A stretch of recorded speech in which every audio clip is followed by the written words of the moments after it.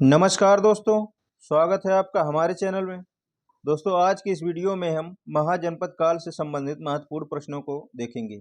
इसमें हम top 40 plus प्रश्नों को देखेंगे जो आपके किसी भी आगामी परीक्षा के लिए वेरी इंपॉर्टेंट होंगे। ये सभी प्रश्न प्रीवियस ईयर में पूछे गए हैं। आइए दोस्तों स्टार्ट करते हैं। देखिए पहला प्रश्न, हर्यक वंश के किस शासक को कुड़िक कहा जाता था? वेरी इंपॉर्टेंट क्वेश्चन, कई बार एग्जाम में पूछा गया है। हर्यक वंश के किस शासक को कुड़िक कहा जाता था? किसको कहा जाता था? अजातशत्रु को। ऑप्शन नंबर सी इस प्रश्न का सही जवाब है। अजातशत्रु को कुड़िक कहा जाता था। यह अपने पिता की हत्या करके राजगद्दी पर बैठा था। अगला क्वेश्चन देखिए, किस शासक ने गंगा एवं सोन नदियों के संगम पर पाटलिपुत्रा नामक नगर की स्थापना की थी? वेरी इंपॉर्टेंट क्वेश्चन है, कई बार एग्जाम में पूछा गया है। किसने किया था? उदयन ने। ऑप्शन नंबर बी इस प्रश्न का सही जवाब है। उदयन ने गंगा एवं सोन नदियों के संगम पर पाटलिपुत्र नामक नगर की स्थापना की थी। अगला क्वेश्चन देखिए,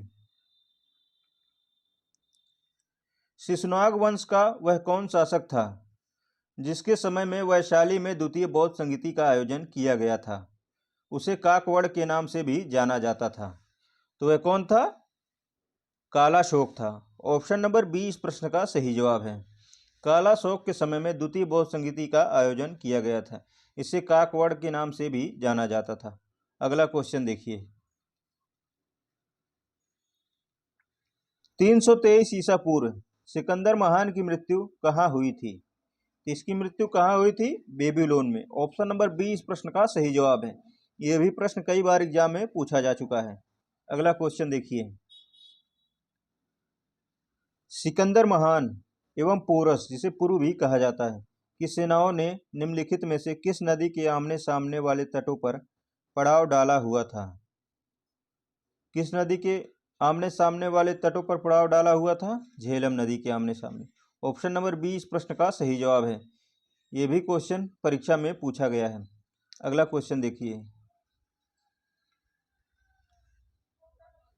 किस मृदभांड को भारत में द्वितीय नगरीकरण या शहरीकरण के प्रारंभ का प्रतीक माना गया है? किसको माना गया है? उत्तरी काले पॉलिशकृत बर्तन को। ऑप्शन नंबर सी इस प्रश्न का सही जवाब है। अगला क्वेश्चन देखिए, दोस्तों यदि वीडियो पसंद आ रहा हो तो प्लीज लाइक कर दीजिए और चैनल को सब्सक्राइब कर दीजिए और बेल आइकन को प्रेस कर दीजिए, जिससे हमारी सभी वीडियो की नोटिफिकेशन आपको सबसे पहले प्राप्त हो। देखिए, पौली ग्रंथों में गांव के मुखिया को क्या कहा जाता है? वेरी इंपॉर्टेंट क्वेश्चन है। किसे क्या कहा जाता था? भोजक या ग्राम भोजक। ऑप्शन नंबर बी इस प्रश्न का सही जवाब है। अगला क्वेश्चन देखिए, उज्जैन का प्राचीन नाम क्या था? उज्जैन का प्राचीन नाम क्या था? इसका प्राचीन नाम क्या था? अवंतिका। ऑप्शन नंबर ए इस प्रश्न का सही जवाब है। अगला क्वेश्चन देखिए, नंदवंश का संस्थापक कौन था? नंदवंश का संस्थापक कौन था? कौन था? महापद्मानंद। ऑप्शन नंबर ए इस प्रश्न का सही जवाब है। देखिए, बात करें नंदवंश का अंतिम शासक कौन था? घनानंद था। अगला क्वेश्चन देखिए, ग्रीक यूनानी लेखकों द्वारा किसे अग्निमीज या जेंडरमीज कहा गया है? किसको कहा गया है? घनानंद को। ऑप्शन नंबर डी इस प्रश्न का सही जवाब है। अगला क्वेश्चन देखिए, प्राचीन भारत में पहला विदेशी आक्रमण किनके द्वारा किया गया था? तो यह आक्रमण किसके द्वारा किया गया था? ईरानियों के द्वारा। ऑप्शन नंबर ए इस प्रश्न का सही जवाब है। ईरानियों ने भारत पे पहला विदेशी आक्रमण किया था। अगला क्वेश्चन देखिए, प्राचीन भारत में दूसरा विदेशी आक्रमण एवं पहला यूरोपीय आक्रमण किनके द्वारा किया गया था? तो यह किसके द्वारा किया गया था? यूनानियों के द्वारा। ऑप्शन नंबर बी इस प्रश्न का सही जवाब है। पहला विदेशी आक्रमण किसके द्वारा हुआ था? ईरानियों के द्वारा। दूसरा विदेशी आक्रमण एवं पहला यूरोपीय आक्रमण किसके द्वारा हुआ था? यूनानियों के द्वारा। अगला क्वेश्चन देखिए, ईरान के खमनी वंश के किस शासक ने भारतीय भूभाग को जीतने के बाद उसे फारस साम्राज्य का 20वां प्रांत बनाया था? तो वह कौन था? डेरियस, या इसे दारेबाहु प्रथम भी कहा जाता है। ऑप्शन नंबर बी इस प्रश्न का सही जवाब है। अगला क्वेश्चन देखिए, हाइडे स्पीच या वितस्तता जिसे कहा जाता है, आधुनिक नाम इसका क्या है, झेलम है, का युद्ध 326 ईसा पूर्व हुआ था। यह किन किन शासकों के बीच हुआ था? यह किसके बीच हुआ था? सिकंदर एवं पोरस के मध्य हुआ था। ऑप्शन नंबर ए इस प्रश्न का सही जवाब है। अगला क्वेश्चन देखिए, सिकंदर ने भारत पर कब आक्रमण किया था? इसने भारत में कब आक्रमण किया था? 326 ईसा पूर्व। ऑप्शन नंबर ए इस प्रश्न का सही जवाब है। अगला क्वेश्चन देखिए, मगध की प्रथम राजधानी कौन सी थी? वेरी वेरी इंपॉर्टेंट क्वेश्चन, कई बार एग्जाम में पूछा जा चुका है इसे। मगध की प्रथम राजधानी कौन थी? कौन थी? ग्रीवरज या राजगृह भी इसे कहा जाता है। ऑप्शन नंबर सी इस प्रश्न का सही जवाब है। अगला क्वेश्चन देखिए, किस शासक द्वारा सर्वप्रथम पाटलिपुत्र का राजधानी के रूप में चयन किया गया था? कह रहा किसने पाटलिपुत्रा को सर्वप्रथम अपनी राजधानी बनाया था? तो कौन था? उदयन था। ऑप्शन नंबर सी इस प्रश्न का सही जवाब है। इसने गंगा एवं सोन नदियों पर ही पाटलिपुत्र नामक नगर की स्थापना किया था, उदयन के द्वारा ही किया गया था। अगला क्वेश्चन देखिए, 16 महाजनपदों की सूची कहाँ उपलब्ध है? यह कहाँ उपलब्ध है? अंगुत्तर निकाय में। ऑप्शन नंबर बी इस प्रश्न का सही जवाब है। अगला क्वेश्चन देखिए, निम्नलिखित में से मगध का कौन सा राजा सिकंदर महान का समकालीन था? इसमें से कौन सा राजा सिकंदर के समकालीन था? सिकंदर के समकालीन कौन था? घनानंद। ऑप्शन नंबर बी इस प्रश्न का सही जवाब है। घनानंद सिकंदर के समकालीन था। अगला क्वेश्चन देखिए, प्रथम मगध साम्राज्य का उत्कर्ष किस सदी में हुआ है? प्रथम मगध साम्राज्य का उत्कर्ष किस सदी में हुआ है? कब हुआ है? 6ठी सदी ईसा पूर्व। ऑप्शन नंबर बी इस प्रश्न का सही जवाब है। प्रथम मगध साम्राज्य का उत्कर्ष 6ठी सदी ईसा पूर्व हुआ है। अगला क्वेश्चन देखिए, सिकंदर की भारत में सफलता के निम्न कारण थे। देखिए, भारत में तब कोई केंद्रीय सत्ता नहीं थी, बिल्कुल सही बात है। उसकी सेना श्रेष्ठ प्रकार की थी, ये भी सही है। उसे देशद्रोही भारतीय शासकों का सहयोग मिला, ये भी बिल्कुल सही बात है। वह एक अच्छा प्रशासक था, ये भी सही बात है। इस प्रश्न का सही जवाब होगा 1, 2, 3 एवं 4, चारों ही सही है। ऑप्शन नंबर डी इस प्रश्न का सही जवाब है। अगला क्वेश्चन देखिए,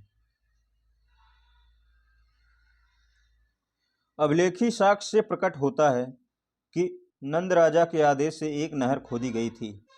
तो यह नहर कहाँ खोदी गई थी? यह नहर कहाँ खोदी गई थी? कलिंग में। ऑप्शन नंबर सी इस प्रश्न का सही जवाब है। अगला क्वेश्चन देखिए, दोस्तों यदि वीडियो पसंद आ रहा हो तो प्लीज़ लाइक कर दीजिए और चैनल को सब्सक्राइब कर दीजिए। पहला ईरानी शासक जिसने भारत के कुछ भागों को अपने अधीन किया था, वह कौन था? पहला ईरानी शासक जिसने भारत के कुछ भागों पर अपना कब्जा कर लिया था, वह कौन था? डेरियस था, जिसे दाराबाहु प्रथम भी कहा जाता है। ऑप्शन नंबर सी इस प्रश्न का सही जवाब है। अगला क्वेश्चन देखिए, मगध के राजा अजातशत्रु किस गणराज्य के साथ युद्ध रहा? मगध के राजा अजातशत्रु का किस गणराज्य के साथ युद्ध रहा था? किसके साथ था? वज्र या वैशाली गणराज्य के साथ। ऑप्शन नंबर ए इस प्रश्न का सही जवाब है। अगला क्वेश्चन देखिए, वज्र संघ के विरुद्ध मगध राज्य के किस शासक ने प्रथम बार रथ मूसल, एक ऐसा रथ जिसमें गदा जैसा हथियार जुड़ा था? रथ मूसल किसे कहा जाता है? एक ऐसा रथ जिसमें गदा जैसा हथियार जुड़ा था, तथा महाशिला कंटक, पत्थर फेंकने वाला एक युद्धक यंत्र नामक गुप्त हथियारों का प्रयोग किया था। तो वह कौन था? अजातशत्रु था। ऑप्शन नंबर ए इस प्रश्न का सही जवाब है।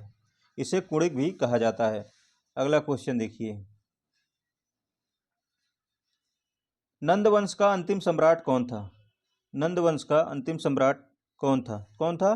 घनानंद था। ऑप्शन नंबर बी इस प्रश्न का सही जवाब है। और नंद वंश की स्थापना किसने किया था?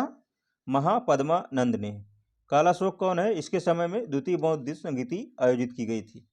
अगला क्वेश्चन देखिए, भारत में सिक्कों का प्रचलन कब प्रारंभ हुआ? भारत में सिक्कों या मुद्रा का प्रचलन कब प्रारंभ हुआ था? तो यह कब प्रारंभ हुआ था? 600 ईसा पूर्व से। ऑप्शन नंबर सी इस प्रश्न का सही जवाब है। भारत में सिक्कों का प्रचलन 600 ईसा पूर्व में हुआ है। अगला क्वेश्चन देखिए, निम्न राजाओं पर विचार कीजिए। देखिए, अजातशत्रु, बिंदुसार, प्रसेनजीत, इनमें से कौन बुद्ध के समकालीन थे? तो बुद्ध के समकालीन कौन थे? अजातशत्रु थे और प्रसेनजीत थे। बिंदुसार बुद्ध के समकालीन नहीं था, बिंबिसार बुद्ध के समकालीन था। तो इस प्रश्न का सही जवाब होगा ऑप्शन नंबर सी 1 और 3। बिंदुसार बुद्ध के समकालीन नहीं थे। अगला क्वेश्चन देखिए, हर्यक वंश के बिंबिसार बुद्ध के समकालीन थे। देखिए, 6ठी सदी ईसा पूर्व के दौरान बड़े राज्यों के उदय का मुख्य कारण क्या था? 6ठी सदी ईसा पूर्व के दौरान बड़े राज्यों के उदय का मुख्य कारण, सबसे मुख्य कारण क्या था? उत्तर प्रदेश और बिहार में व्यापक पैमाने पर लोहे का उपयोग हुआ था। ऑप्शन नंबर ए इस प्रश्न का सही जवाब है। अगला क्वेश्चन देखिए, मगध सम्राट बिंबिसार ने अपने राज्यवैतक जीवक को किस राज्य की राजा की चिकित्सा के लिए भेजा था? मगध सम्राट बिंबिसार ने अपने राज्यवैद्य जीवक को किस राज्य के राजा की चिकित्सा के लिए भेजा था? कौन थे? अवंती के राज्य के लिए। ऑप्शन नंबर सी इस प्रश्न का सही जवाब है। अवंती के राजा की चिकित्सा के लिए भेजा था। अगला क्वेश्चन देखिए, किस शासक ने अवंती को जीतकर मगध का हिस्सा बना दिया? अवंती को उज्जैन भी कहा जाता है। किस शासक ने अवंती को जीतकर मगध का हिस्सा बनाया था? तो कौन था? शिशुनाग। ऑप्शन नंबर सी इस प्रश्न का सही जवाब है। अगला क्वेश्चन देखिए, किस मगध सम्राट ने अंग का विलय अपने राज्य में कर लिया था? किस मगध सम्राट ने अंग का विलय अपने राज्य में कर लिया था? किसने किया था? बिंबिसार ने। ऑप्शन नंबर ए इस प्रश्न का सही जवाब है। अगला क्वेश्चन देखिए, शिशुनाग ने किस राज्य का विलय मगध साम्राज्य में नहीं किया था? देखिए, शिशुनाग ने किस राज्य का विलय मगध साम्राज्य में नहीं किया था? देखिए, किसका किसका किया था? अवंती का किया था, वत्स का किया था, कौशल का किया था। काशी का विलय मगध साम्राज्य में नहीं किया था। ऑप्शन नंबर डी इस प्रश्न का सही जवाब है। अगला क्वेश्चन देखिए, काशी और लिच्छवी का विलय मगध साम्राज्य में किसने किया था? काशी और लिच्छवी का विलय मगध साम्राज्य में किसने किया था? किसने किया था? अजातशत्रु ने। ऑप्शन नंबर बी इस प्रश्न का सही जवाब है। अगला क्वेश्चन देखिए, सिकंदर के आक्रमण के समय उत्तर भारत पर निम्नलिखित राजवंशों में से किस एक का शासक था? किसका शासक था? नंद वंश का। ऑप्शन नंबर ए इस प्रश्न का सही जवाब है। नंद वंश का घनानंद जो है सिकंदर के समकालीन था। अगला क्वेश्चन देखिए, निम्नलिखित में से कौन सा एक 6ठी सदी ईसा पूर्व प्रारंभ में भारत का सबसे शक्तिशाली नगर राज्य था? कौन था? मगध था इसमें से। ऑप्शन नंबर डी इस प्रश्न का सही जवाब है। 6ठी सदी ईसा पूर्व में प्रारंभ में मगध सबसे शक्तिशाली राज्य था। अगला क्वेश्चन देखिए, निम्नलिखित में से किसे सेनिया नियमित और अस्थायी सेना रखने वाला, सेनिया किसे कहा जाता है? नियमित और अस्थायी सेना रखने वाला किसे कहा जाता था? कौन था? निम्नलिखित में से किसे सेनिया कहा जाता था? सेनिया किसे कहा जाता था? बिंबिसार को। ऑप्शन नंबर ए इस प्रश्न का सही जवाब है। अगला क्वेश्चन देखिए, निम्नलिखित में से किसे उग्रसेन भयानक सेना का स्वामी, उग्रसेन किसे कहा जाता है? भयानक सेना का स्वामी कहा जाता था। भयानक सेना का स्वामी किसे कहा जाता था? महापद्मानंद को। ऑप्शन नंबर ए इस प्रश्न का सही जवाब। महापद्मानंद को भयानक सेना का स्वामी या उग्रसेन कहा जाता था। अगला क्वेश्चन देखिए, निम्नलिखित में से कौन सिकंदर के भारत आने वाला इतिहासकार नहीं था? निम्नलिखित में से कौन सिकंदर के साथ भारत आने वाला इतिहासकार नहीं था? देखिए, सिकंदर के साथ आने वाले कौन कौन थे? निरियाकस थे, एनास क्रिस्टस था, एरिस्टाबुलस था, हेरोडोटस को इतिहास का पिता कहा जाता है। ये सिकंदर के साथ भारत नहीं आए थे। ऑप्शन नंबर डी इस प्रश्न का सही जवाब है। अगला क्वेश्चन देखिए, महाजनपद काल में श्रेणियों के संचालक को कहा जाता था। महाजनपद काल में श्रेणियों के संचालक को क्या कहा जाता था? इसे क्या कहा जाता था? श्रेष्ठिन। ऑप्शन नंबर ए इस प्रश्न का सही जवाब है। अगला क्वेश्चन देखिए, गृहपति का क्या अर्थ है? गृहपति का क्या अर्थ है? इसका क्या अर्थ होता था? धनी किसान। ऑप्शन नंबर ए इस प्रश्न का सही जवाब है। अगला क्वेश्चन देखिए, मगध के किस प्रारंभिक शासक ने राज्यारोहण के लिए अपने पिता की हत्या एवं इसी कारणवश अपने पुत्र द्वारा मारा गया? तो कौन था? अजातशत्रु था। ऑप्शन नंबर बी इस प्रश्न का सही जवाब है। अगला क्वेश्चन देखिए, विश्व का पहला गणतंत्र वैशाली में किसके द्वारा स्थापित किया गया था? विश्व का पहला गणतंत्र वैशाली में किसके द्वारा स्थापित किया गया था? किसके द्वारा किया गया था? लिच्छवी के द्वारा। ऑप्शन नंबर डी इस प्रश्न का सही जवाब है। अगला क्वेश्चन देखिए, निम्नलिखित में से कौन एक मगध साम्राज्य की राजधानी नहीं रहा है? देखिए, इनमें से कौन एक मगध साम्राज्य की राजधानी नहीं रहा है? देखिए, गिरिवज मगध की राजधानी रहा है, राजगृह भी रहा है, पाटलिपुत्रा भी रहा है। कौशाम्बी मगध साम्राज्य की राजधानी नहीं रहा है। ऑप्शन नंबर डी इस प्रश्न का सही जवाब है। दोस्तों, आज की वीडियो में बस इतना ही। वीडियो यदि पसंद आया हो प्लीज़ लाइक कर दीजिए और चैनल को सब्सक्राइब कर दीजिए। इस वीडियो को देखने के लिए आपका बहुत बहुत धन्यवाद।